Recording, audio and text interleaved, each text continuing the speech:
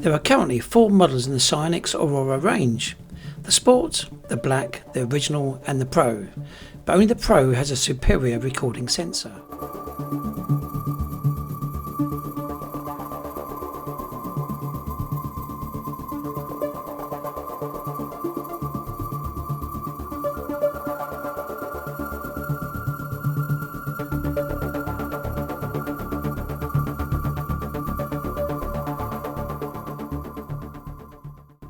Okay, so this is a test between 2 cameras, the SiOnyx Aurora Sport and the SiOnyx Aurora Pro. There are 2 middle range cameras, but they both have the same chip as the Sport. So we'll test the most expensive and the cheapest. Most expensive is the Pro. Right, there's my phone off again. Right, okay.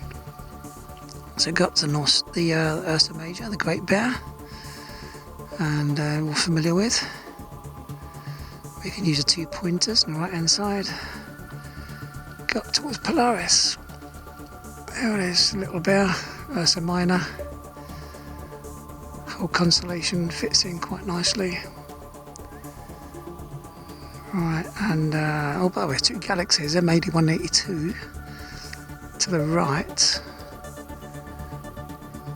of the plough, and just about picked them out live, and they're about magnitude 8.5, well below naked eye visibility.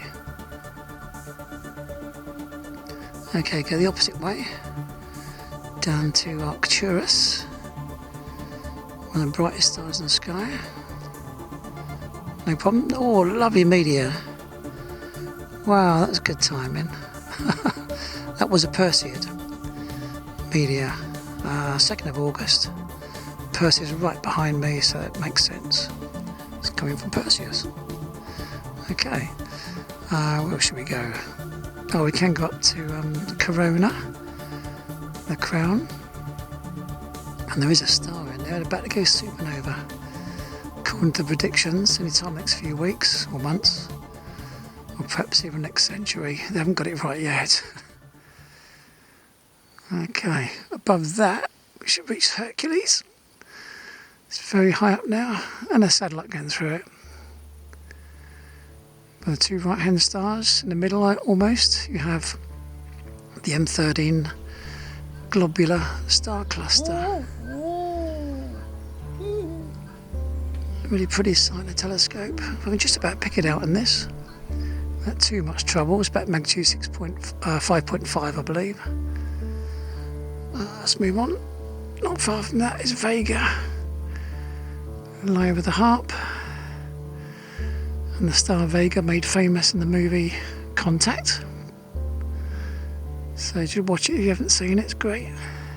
Oh, I'm twisting my neck here. Okay, Aquila the Eagle, and brightest star in the middle there is Altair. You've also got Dolphinus the Dolphin to the left of that, one of the smallest constellations in the sky.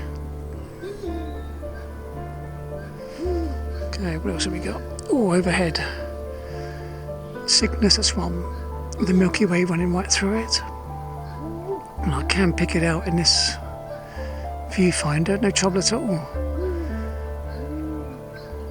And to pick that out live, it's all about the equivalent of 400,000 ISO sensitivity rating, so it's not bad for live view. Going further across this way, oh dear, trying to keep my foot in. We have Cassiopeia the Queen, the lazy W as they say, so it comes out really well. Below that we should have the double cluster. Yeah, there it is. Seen quite easily actually in this camera. The telescope, it really is spectacular.